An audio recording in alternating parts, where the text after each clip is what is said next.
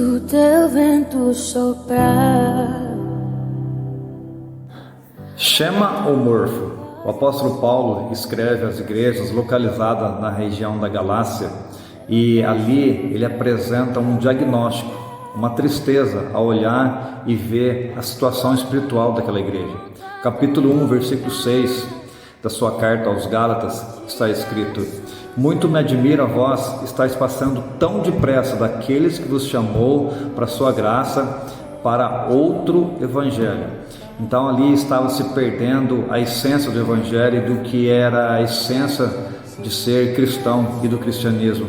Mas Paulo então ele apresenta um diagnóstico, mas também no capítulo 4, versículo 19, Paulo vai trazer também a solução para resolver aquele problema que ele conseguiu enxergar ali. Qual era a solução?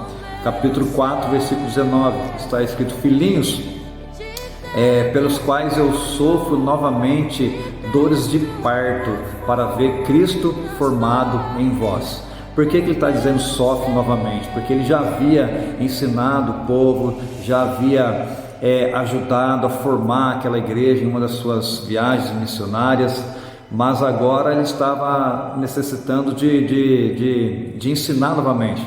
E é interessante que a solução para que Paulo pudesse tratar aquele problema deles estarem escapando para um outro evangelho é exatamente orar, interceder e ensiná-los para que Cristo pudesse ser formado neles e naquela igreja e naqueles povos. E é interessante essa palavra formado. Existem duas palavras formados, pelo menos ali na tradução original, que representam essa palavra formado. A primeira palavra é Shema. Shema representa uma formação, mas uma formação exterior. Então, se eu trocar minhas vestes, se eu trocar minhas roupas, se eu cortar meu cabelo, se eu fazer a barba, eu sofri uma transformação exterior ou externa. Isso é Shema, formado de uma maneira externa. Mas a palavra que Paulo usou no capítulo 4, versículo 19, formado Cristo em vós, é a palavra morfo. E morfo significa uma formação interna ou interior. De morfo vem metamorfose, que é aquele processo pela qual a larva entra dentro de um casulo e por esse processo de metamorfose se transforma numa borboleta.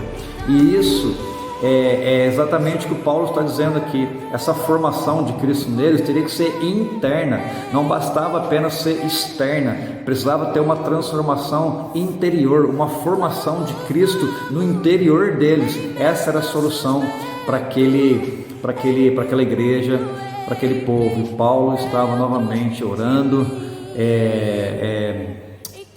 ministrando ao coração deles mais uma vez, para que Cristo pudesse ser formado no interior daqueles homens. E Paulo, ele sabia muito bem disso, né? Não obstante, o próprio apóstolo Paulo vai dizer: já não sou eu quem vive em mim, mas Cristo vive em mim, né? Então, Cristo, ele de fato foi formado em Paulo, e Paulo estava querendo fazer isso com aquela igreja e com todas as igrejas também.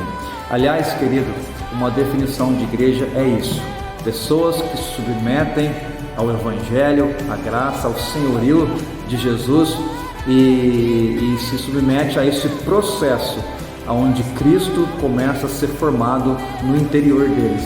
Formado não exterior, Shema, mas interior, morfo, até que também todos nós, passando por esse processo enquanto igreja, podemos dizer como Paulo também: já não sou eu quem vive, mas Cristo vive em mim. Deus abençoe sua vida, em nome de Jesus, e que Cristo possa ser formado no teu interior.